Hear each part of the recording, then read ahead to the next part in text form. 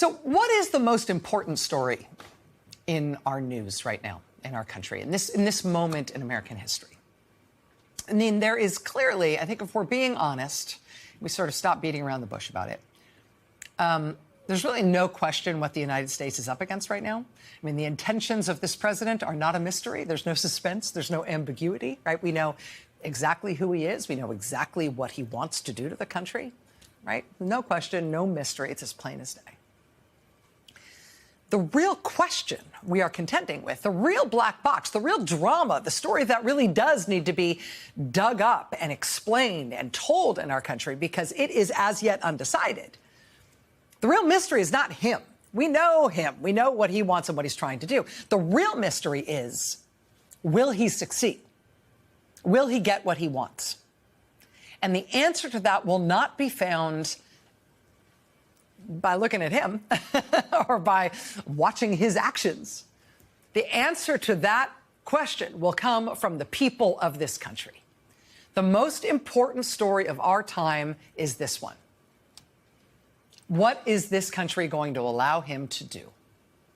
This is an attempted authoritarian overthrow of the United States Constitution and the U.S. government, the attempted imposition of a dictatorial regime. That is clear. That is unambiguous. I think it is unquestioned. I think there are very few people on any side of American politics who would contend with that. The question is whether it will work. And the way we will find out whether or not it's going to work is not going to be something that happens in the White House. It's going to be something that happens in the streets and in the courts and in the states and in Congress and in every other place that people are trying to say no. The strength of the movement against him is what will determine our fate as a country. And what we are seeing over and over again in what I believe is the most important story in the country, what we are seeing over and over again is that protesting against him works. That he wants to seem strong, but he is not that strong. Organizing against him works. Fighting him in court works. Pushing back works. Protesting in the streets works. And so Marcelo is free in Milford, Massachusetts. And Carol is free in Missouri. And the 4-year-old girl in Bakersfield, California is free and alive. And in Albuquerque, the movement to keep Antonio here means that Antonio is still here. And none of these things are instant, right? And they don't always work.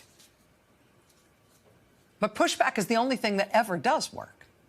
By Saturday this weekend, we were on to a second day of large-scale protests in Los Angeles against similarly over-the-top militarized raids by Trump's immigration agents. I mean, it started in Los Angeles this weekend, Friday and Saturday. By Sunday, there were solidarity rallies in Bakersfield, California, and in Houston, and a big one in Phoenix and in San Antonio, and again in San Diego, a big one in San Francisco where dozens of people were arrested. People in Pasadena protested outside the hotel where they learned ICE officers were staying during these immigration raids in Los Angeles. I mean, as of Saturday night, Trump had started fulminating against the protests in Los Angeles. He had announced that he would federalize the National Guard. It's the first time a president has done that against the wishes of a state's governor in 60 years. And when it was done 60 years ago, it was to protect civil rights protesters, not to threaten protesters with military force. But, you know, Trump panicking like that, the response of the American people to it has been exactly what you'd think. I mean, bigger protests than ever in Los Angeles, those solidarity protests that I just listed all day Sunday in all those cities all across the country. Today, solidarity protests in Atlanta, across the street from Atlanta's Immigration Court building. Solidarity protests today in Baltimore. Solidarity protests today in Boston and also in Chicago. In Tampa, Florida today, there was a huge solidarity protest. In Raleigh, North Carolina, in Washington, D.C. today, there were protests outside the Justice Department headquarters. You know, and when people stand up and protest, what we are learning over and over again in this administration is that protest works. And one of the ways that it works is that it puts steel in the spine of the political opposition in this country.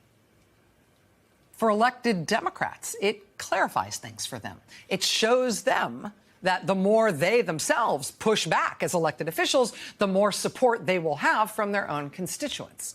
And so it's a sort of virtuous circle, right? Amid this primal surge of protest, this moral revulsion and rejection of what Trump is doing, I mean, you see the elected Democrats stepping up and standing up, too. Tom Homan, the border czar, said to me yesterday he did not rule out literally arresting you, nor Mayor Bass, if you interfere in his words. He said you hadn't yet. He's a tough guy. Why doesn't he do that? He knows where to find me. But you know what? Lay your hands off 4-year-old girls that are trying to get educated. Lay your hands off these poor people who are just trying to live their lives, man. Trying to live their lives, paying their taxes, been here 10 years. The fear, the horror, the hell is this guy? Come after me, arrest me. Let's just get it over with. Tough guy. You know, I don't give a damn. What are you going to do? You going to shoot some kid who's afraid of you and run? You going to shoot an elected official? If you shoot me, you better shoot straight. I don't know why you're in my city. You did. The governor was not contacted.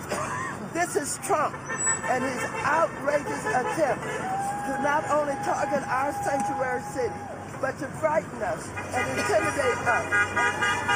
This is wrong, and I hope that none of you will use those guns to shoot anybody. There's no reason to shoot anybody. Don't allow them to make your service in a service where you're killing people. Don't do it. Defy them. Don't shoot those guns for anything. Don't shoot those guns for anything.